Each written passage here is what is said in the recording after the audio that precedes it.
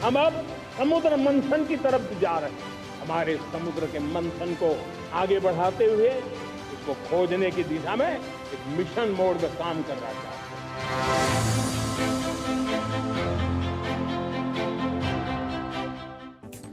नमस्कार, आप देख रहे हैं स्पेशल रिपोर्ट और आपके साथ में विजेंद्र सोलंकी। देश भर में सवाल है कि क्या हम निर्भर से आत्मनिर्भर हो सकते हैं। तेल और गैस के लिए भारत को विदेशों की तरफ क्या देखना पड़ेगा भविष्य में या नहीं, क्योंकि दुनिया की स्थिरता भारत की स्थिरता को चुनौती ना दे पाए। कोई देश जब चाहे भारत की अर्थव्यवस्था को कठपुतली की तरह नचा ना पाए। मोदी के नेतृत्व में भारत ने पहले ऑयल रिजर्व बढ़ाने पर फोकस किया और अब शुरू हो चुका है वो समुद्र मंथन जिसके जरिए भारत वो अमृत निकालेगा जिससे भारत की अर्थव्यवस्था अमर हो जाएगी और देश को चलने के लिए विदेशी तेल गैस की जरूरत नहीं पड़ेगी। तो चलिए आपको समझाते हैं क्या है मोदी का मिशन समुद्र मंथन जिससे भारत तेल गैस में आत्मनिर्भर होगा। क्या लक्ष्य रखा गया है, मंथन में कौन कौन साथ देगा और क्या पेट्रोल डीजल और एलपीजी इसके बाद सस्ती हो जाएगी। चलिए आपको डिटेल में समझाते हैं क्या है प्रधानमंत्री मोदी का समुद्र मंथन। हम अब समुद्र मंथन की तरफ जा रहे हैं। हमारे समुद्र के मंथन को आगे बढ़ाते हुए इसको खोजने की दिशा में एक मिशन मोड में काम कर रहा है।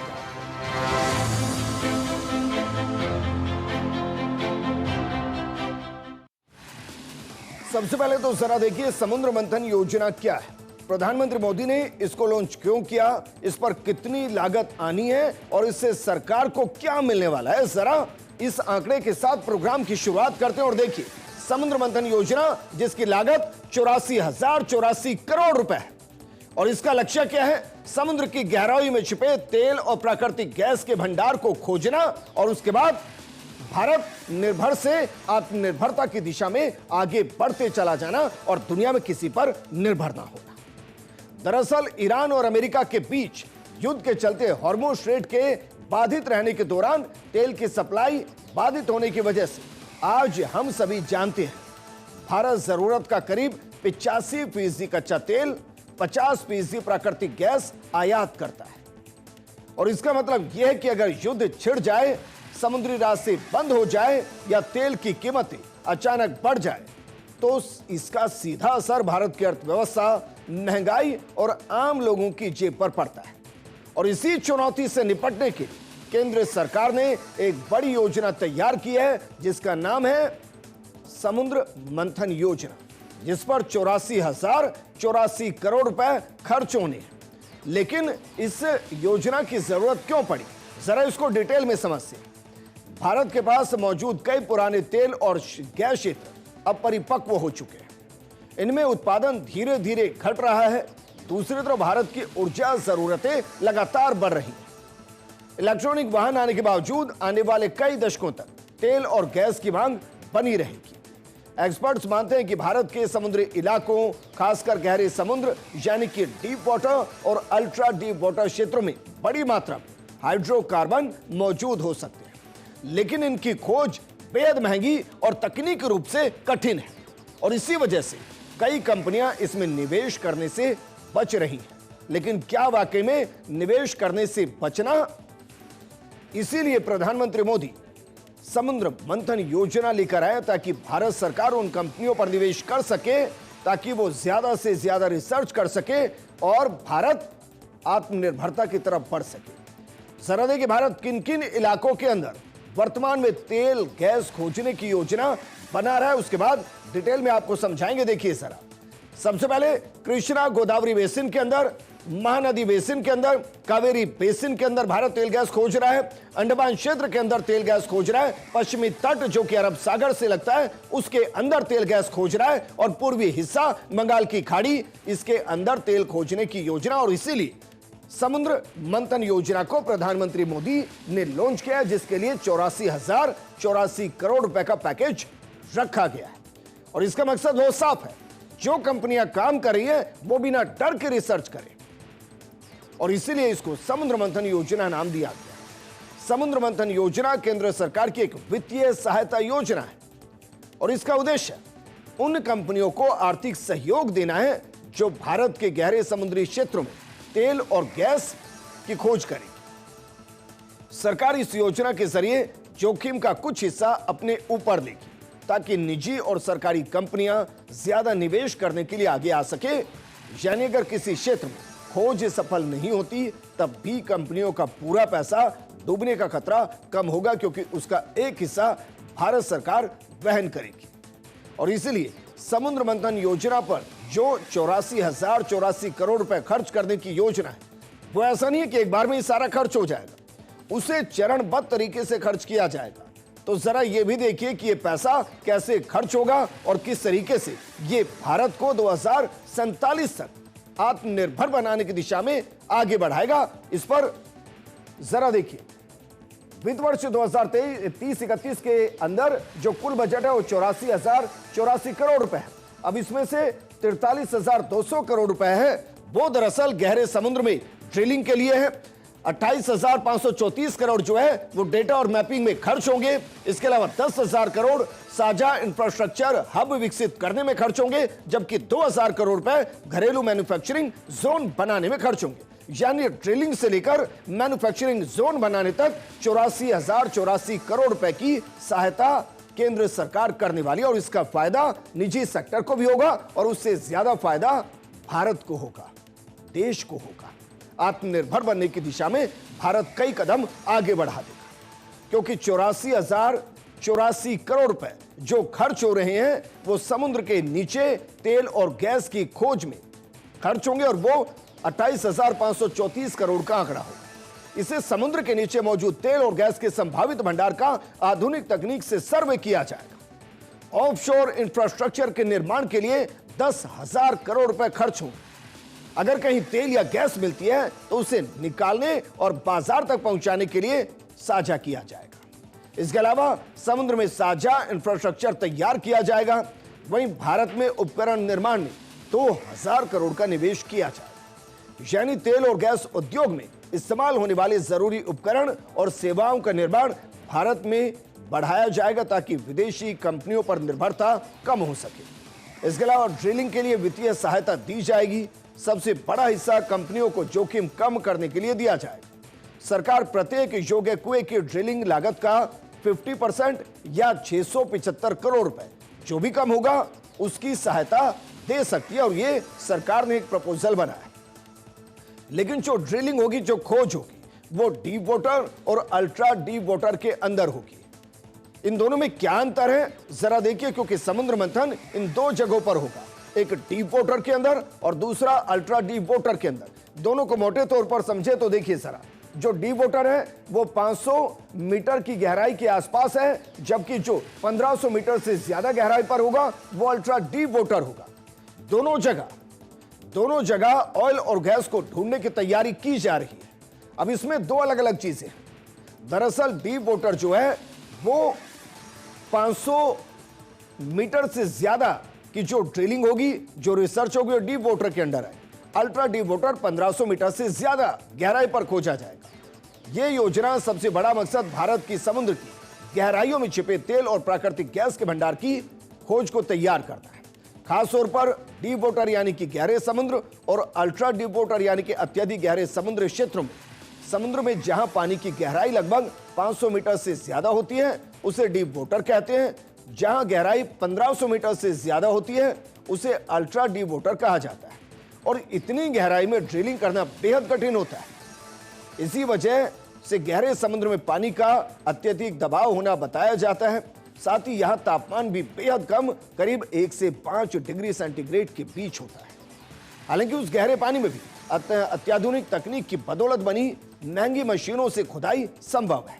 और यही कारण है कि ऐसे प्रोजेक्ट दुनिया के सबसे महंगे ऊर्जा प्रोजेक्ट माने जाते हैं और कंपनियां जल्दी हाथ डालने से डरती है, क्योंकि फेल्योर उन्हें एक बड़ा नुकसान पहुंचा सकता है। लेकिन अब जरा देखिए तेल गैस की खोज से फायदा क्या क्या होने वाला है। मानकर चलिए हम सक्सेस हो गए तो इससे हमें क्या क्या फायदा होगा, मोटे तौर पर एक बार बुलेट पॉइंट समझिए, फिर विस्तार से आपको समझाएंगे। जरा देखिए, आयात घट जाएगा, जो हम विदेश से खरीद रहे हैं, विदेशी मुद्रा भंडार जो हमारा सिक्योर रहेगा, वो बेवजह खर्च नहीं होगा, ऊर्जा सुरक्षा की मजबूती भारत के अंदर होगी, निर्भरता कम होगी, रोजगार तेजी से बढ़ेंगे और मेक इन इंडिया को मजबूती मिलेगी। ये बड़े फायदे हैं। आपको इन पॉइंट्स में हो सकता लगे कि बहुत ज्यादा इंपैक्ट इसका नहीं आएगा, लेकिन अब इसको जरा एक एक करके समझिए। अगर देश में ज्यादा तेल और गैस मिलने लगती है तो विदेशों से आयात कम करना पड़ेगा, क्योंकि अभी हमारी डिपेंडेंसी 80 से 85%। सरकार का अनुमान है कि अगर ये योजना सफल रहती है तो भारत हर साल करीब 1 लाख करोड़ के कच्चे तेल के आयात में कमी ला सकता है। भारत हर साल लाखों करोड़ों रुपए का कच्चा तेल आयात करता है। घरेलू उत्पादन बढ़ने पर यह खर्च कम हो सकता है। युद्ध, वैश्विक संकट या समुद्री तनाव के समय भी देश के पास घरेलू ऊर्जा स्रोत उपलब्ध होंगे। ऑफशोर ड्रिलिंग, इंजीनियरिंग, जहाज निर्माण, लॉजिस्टिक और तकनीकी सेवाओं हजारों नई नौकरियां पैदा हो सकती है। ऊर्जा क्षेत्र में इस्तेमाल होने वाले उपकरणों के घरेलू निर्माण को भी इससे बढ़ावा मिलेगा। लेकिन ऐसा नहीं है कि चुनौतियां नहीं होंगी। जब भी एक नया काम शुरू होता है तो सफलता के साथ चुनौतियां पहले दस्तक देती हैं। तो जरा अब यह देखिए कि प्रधानमंत्री मोदी के समुद्र मंथन के सामने सबसे बड़ी चुनौतियां क्या हैं। समुद्र में तेल और गैस निकालना आसान काम नहीं है।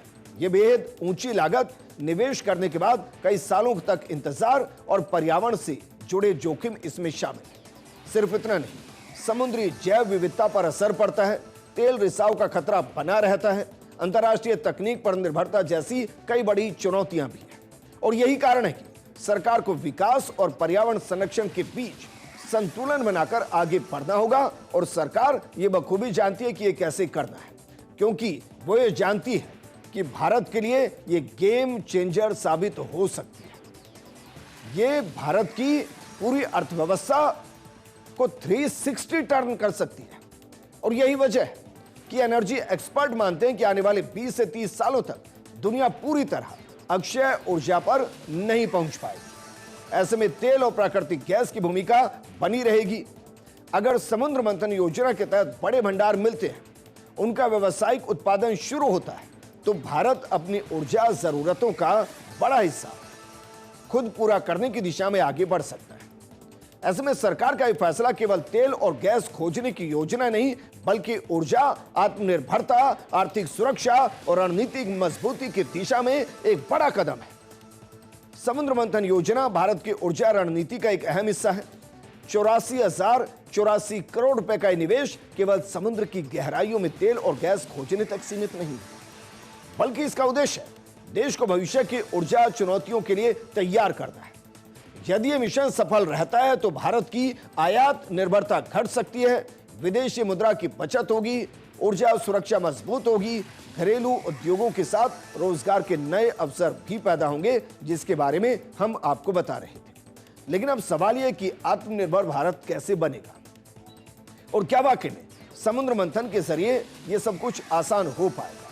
जरा इसको भी एक बार समझिए कि इससे भारत किस किस क्षेत्र में आत्मनिर्भर होगा। जरा देखिए फिलहाल की स्थिति और हम जो 2047 का लक्ष्य रख रहे हैं। 2026 में कच्चा तेल जो वर्तमान में 29 MMT है, प्राकृतिक गैस 36 BCM है, हाइड्रोकार्बन 62 MMTOE है।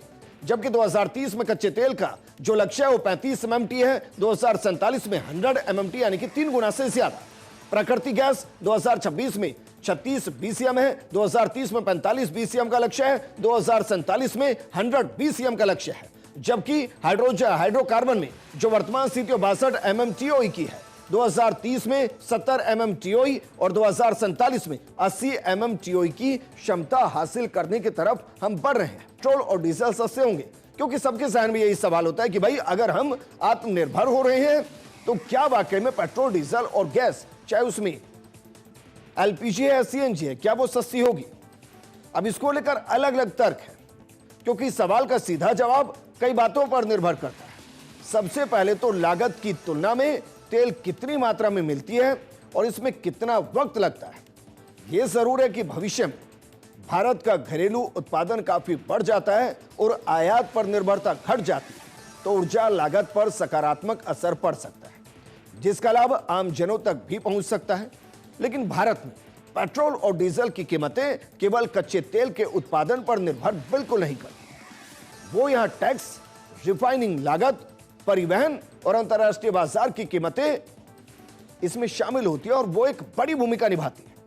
इसलिए अंतिम कॉस्ट निकालने के बाद कोई लाभ आमजनों तक पहुंचेगा तो मानकर चलिए कि भारत को अगर लाभ ना भी मिले तो भारत को यह लाभ जरूर मिलेगा कि एक तो हमारी डिपेंडेंसी कम हो जाएगी, जो अचानक से युद्ध या कोई और स्थिति बनती है उसमें अचानक से जो प्राइस हाइक होते हैं हम उससे बच जाएंगे। दूसरा, जो हमारा डॉलर रिजर्व है वो खराब नहीं होगा और उससे वैश्विक स्तर पर भारत की आर्थिक मजबूती बढ़ जाएगी। अब जरा आपको बताते हैं कि प्रधानमंत्री मोदी ने समुद्र मंथन योजना को लेकर क्या कुछ कहा और उनका जो लक्ष्य है उसको पूरा करने के लिए भारत किस तरीके से आगे बढ़ रहा है, जरा देखिए।